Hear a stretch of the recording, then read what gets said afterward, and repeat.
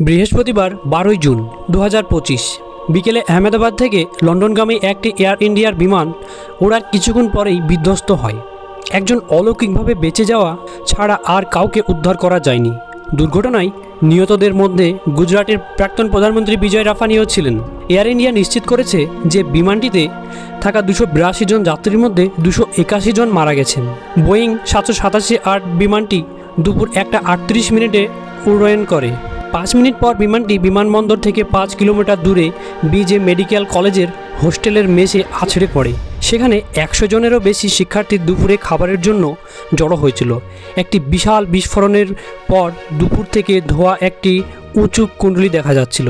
জানা গেছে বিমানটি উড্ডয়নের পরেই পাইলটরা মেডে ফোন করেছিলেন, যা প্রাণঘাতী জরুরি অবস্থার ইঙ্গিত দেয়। কিন্তু বিমানবন্দরের ট্রাফিক কন্ট্রোলের পরবর্তী কলগুলিতে সাড়া দেওয়া হয়নি। হসপিটালে দুর্ঘটনায় বেঁচে যাওয়া একমাত্র যাত্রীর সাথে দেখা করার পর কেন্দ্রীয় রাষ্ট্রমন্ত্রী অমিত শাহ বলেন, অন্য কোনো যাত্রীকে বাঁচানো যায়নি।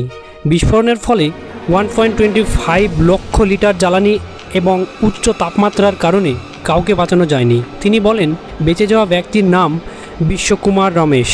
তিনি বোয়িং 787 ড্রিমলাইনারের বিমানের A11 আসনে ভ্রমণ করছিলেন, যার ভাইয়ের সাথে লন্ডন যাচ্ছিলেন। বাবার শেষকৃত্য যোগ দিতে আহমেদাবাদ থেকে এক ব্যক্তি দুর্ঘটনায় মৃত্যু। এই দুর্ঘটনায় নিহতদের মধ্যে 30 বছর বয়সী লরেন্স ক্রিশ্চিয়ানোও ছিলেন। তিনি তার বাবার শেষকৃত্যের জন্য 1 জুন আহমেদাবাদে এসেছিলেন এবং 12 জুন লন্ডনে ফিরে যাচ্ছিলেন। তিনি তার মা ও বোনকে রেখে গেছেন, যারা আহমেদাবাদে থাকেন এবং লন্ডনে তার স্ত্রী রয়েছেন। আহমেদাবাদের সিভিল হাসপাতালের medical superintendent Rakesh S Joshi বলেন, একমাত্র বেঁচে যাওয়া ব্যক্তি মানসিক আঘাতের জন্য মানসিক চিকিৎসার অধীনে আছেন এবং তাকে কাউন্সেলিংও করা হচ্ছে। তিনি খুব বেশি কিছু মনে করতে পারছেন না, তবে জরুরি বহির্গমনের কাছে বসে থাকায় বিমান থেকে লাফিয়ে পড়তে সক্ষম হয়েছে।